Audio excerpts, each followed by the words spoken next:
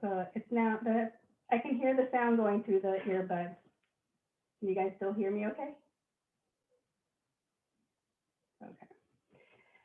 So looking at the definition of a limit, giving a function f the limit of f of x as x approaches a c value is a real number r if f of x can be made arbitrarily close to r by taking x sufficiently close to c, but maybe not equal to c, if the limit exists and is a real number, then the common notation, and I already gave you this, is that LIM, which stands for limit, x with an arrow underneath, in this case it's c, f of x equals r. So in this case, there's some c, x equals c on the graph. Your graph looks like this. We might be coming in to x equals c, and our y value is getting closer and closer to a value of r. And this is saying if we can come in arbitrarily close to r, maybe not r itself, let's choose something maybe close to r, that value on the graph when we come over here has to be arbitrarily close to c. This value maybe not so much so, but if I get in closer to r, maybe right here, that would bring us here, which is getting us closer to our c value. So the bigger one was r. If I went below r, but close, and I saw what x value gave that to me, it would be something arbitrarily close to c. And as I get closer and closer to r, my value is getting closer and closer to c. This is getting us ready to the formal definition of a limit that we'll get, and it's a little more abstract, to that later on, either this week or beginning of next week. But that again is the idea behind what's happening when we're looking at limits. So what is a one-sided limit? A one-sided limit is, again, the y value. A function approaches as you approach a given x value from either the left or the right-hand side.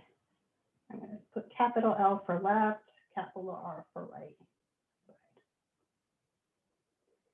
So this example 2 just kind of gives you a feeling, and I've already kind of been saying it while we were looking at the limits. But this example 2 kind of gives us the reasoning, or how you would denote this or say this. So this limit here, and then we have the x with the arrow, 3, and then that superscript of a negative, f of x equals -1. So this is saying the limit of f as x approaches 3 from the left side is -1. So let's look at x equals 3. There's two pieces of the graph. There's a jump when x is 3. So on the left, we're looking at the left-hand piece of the graph. And this y value here that we're getting closer and closer to, even though it doesn't hit y equals -1, it's going to equal -1.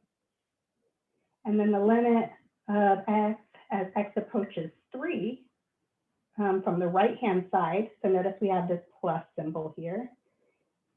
And that superscript of 3, that's telling you you're looking at on the right-hand side. That value is 2. So if we're coming in on the right-hand side, follow the graph and see what y value you're getting closer and closer to. And that y value you're getting closer and closer to is 2. Okay, so let's look at another example. And then we'll start looking at this algebraically.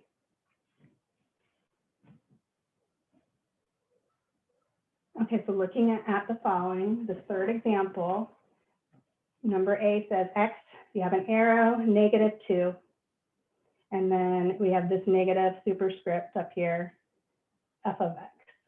So it's looking at what is x approaching, I'm sorry, as x approaches -2 on the left-hand side, so go to the graph on the left, is that approaching some y value? So getting closer and closer to some y value. And if you look at that, it's getting closer and closer to 1.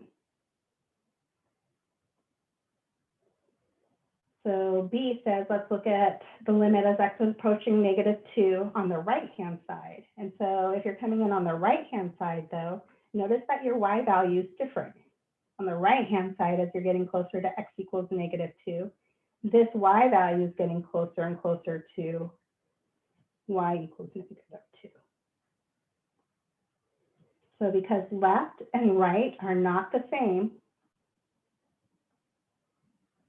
we can say that the limit as x approaches -2 does not exist. So this does not exist, and I'm going to do D and E. So part D wants the limit as x is approaching 1. So if you look at this, when x is approaching 1 on the graph, notice there's an open circle, but that graph, or as we're approaching 1 on the graph, it's getting closer and closer to that open circle.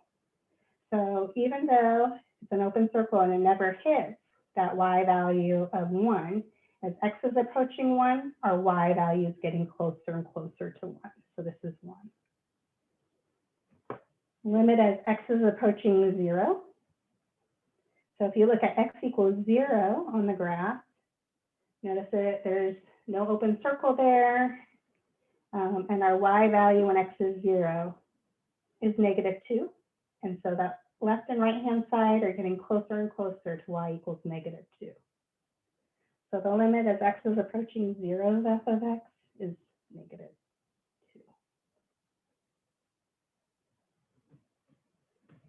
Next one says, look at the limit as x is approaching 3 on the left-hand side.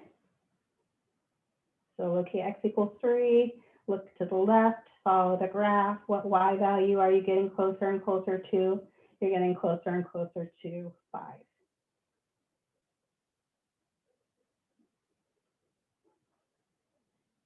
G is saying, look at the limit as x is approaching -1. It's not saying left or right, so left and right have to be coming into the same thing in order for it to exist. Well, if I look at the limit as x is approaching -1, oops, I keep on doing that.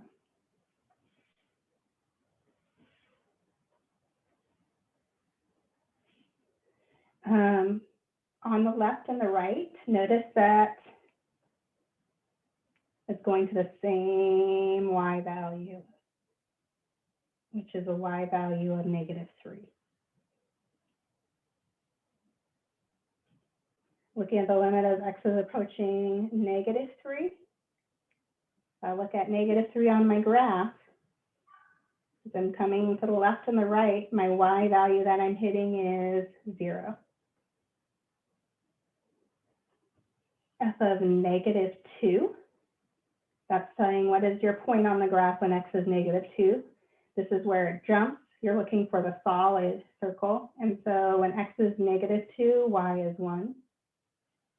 And f of 1. So again, there's an open circle here on the graph. We're looking for the solid circle. So when x is 1, y is -2. So there's different reasons why a limit would not exist. The limit as x is approaching some value, let's say a, of our function f of x does not equal the limit as x is approaching a on the other side, the right-hand side of f of x. So that's one case where a limit would not exist. We'll also see later on, and I'm not going to write all these out because we'll go through them again, but we'll also see maybe you have some graphs. Maybe you have an asymptote at x equals a. So maybe the graph is shooting off as you're getting closer and closer to x equals a, you're never touching or crossing. So in this case, maybe it goes upward on both sides. Here's another case where if a limit is not approaching one y value,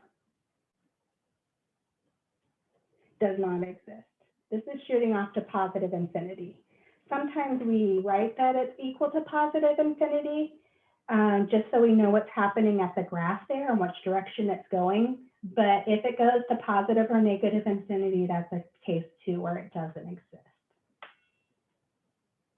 Okay, so let's look at another example. I'm gonna stop this recording and start a new one with the next example.